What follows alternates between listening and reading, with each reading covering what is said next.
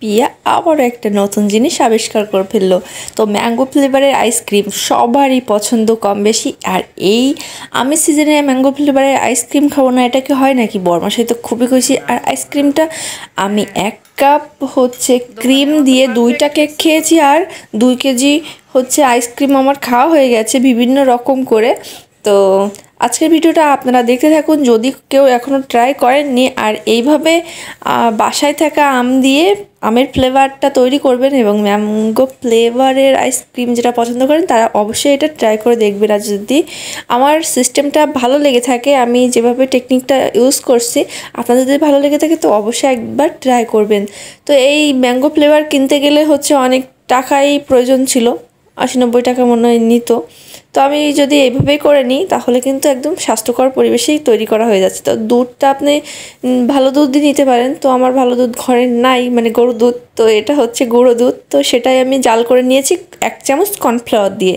তো কর্নফ্লাওয়ারটা একটু আটা আটা মতো হয়ে গেছিলো, তাই আমি সেকেই নিয়েছি। তো আমটা আমি পেস্ট করে নিয়েছি, নিয়ে এবার ভালো করে জাল করে আমি আমটা কিন্তু আবার ছাঁকনি দিয়ে সেকে নেব। তো আমটা দুধটা আমি ঠান্ডা করে নিয়েছি, দুটোই জাল দিয়ে নিয়েছি।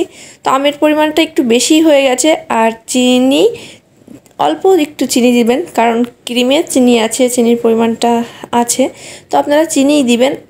আর বাচ্চাদের জন্য যদি বানান তাহলে আপনারা গুড় ব্যবহার করার চেষ্টা করবেন, ভালো মানের যে গুড়। তো দুটোই আমি ঠান্ডা করে একসাথে এবার আমি গুলিয়ে নিয়ে ডিপ ফ্রিজে রেখে দেবো। এটা আপনারা 3-4 মিনিটের ভিডিও দেখছেন বলে কি 3-4 মিনিটের মধ্যে হয়ে যাবে তার কিন্তু না। যারা আমার ভিডিও শুধু দেখেন আর কারোর কোনো ভিডিওই দেখেন না, তো তাদের জন্য বলে দিচ্ছি, কারণ এটা হচ্ছে 4-5 দিনের একটা সময়। তো আমি ফ্রিজে রেখে দিয়েছি। পরের দিন আমি ফ্রিজ থেকে ক্রিমও বের করে নিয়েছি।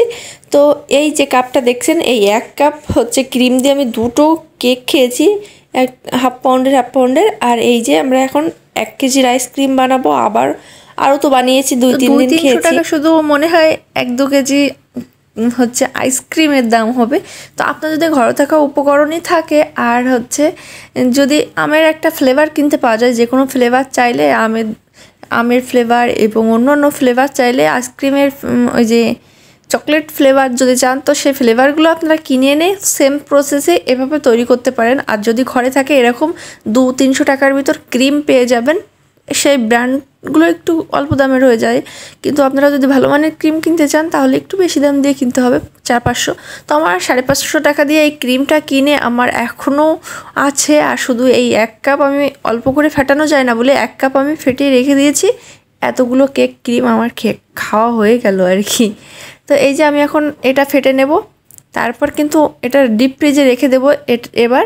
তারপর কিন্তু পরের দিন আবারও এটাকে বের করে আবারও নরম করে তারপর ফেটিয়ে নিতে হবে, তাহলে কিন্তু ক্রিমটা আরও ফুলবে আর ভালো হবে। তো আমি কিন্তু 2বার এটাকে ফেটিয়ে নিয়েছি, আর এত সুন্দর হয়েছে। আরও একবার ফেটাইলে হয়তো দোকানের মতো আরও ভালো হতো, কিন্তু আমার আমের পরিমাণটা এতই বেশি হয়ে গেছে যে অনেকটা একটু শক্ত টাইপের হয়ে গেছে। তো আমের পরিমাণটা আপনারা একটু কমিয়ে দেবেন, আর যদি একটু ক্রিম দিতেন তাহলে আরও ভালো হবে। তো এই যে আমি এখন কেটে নিচ্ছি। যাদের বিটার মেশিন নেই তারা কিন্তু ব্লেন্ডারেও করতে পারেন। আম দিয়েই তৈরি করে নিয়েছি। আমের ফ্লেভারটা চাইলে আপনারা কিনে নিয়ে এসেও ব্যবহার করতে পারেন। তো বরমাসার মুখে শুনে নিন আপনাদের ঘরে বাচ্চা থাকলে এবং আপনারা নিজেদের খাওয়ার জন্য কিন্তু এভাবে সুন্দর করে বানিয়ে নিতে পারেন। আর বরমাসার তো অফিস থেকে এসেই হচ্ছে তার আইসক্রিম লাগে, তাই জন্য আমার সবসময়ের জন্য এই যে বানিয়ে রাখতে হচ্ছে, আর সে অনেক পছন্দ করেছে।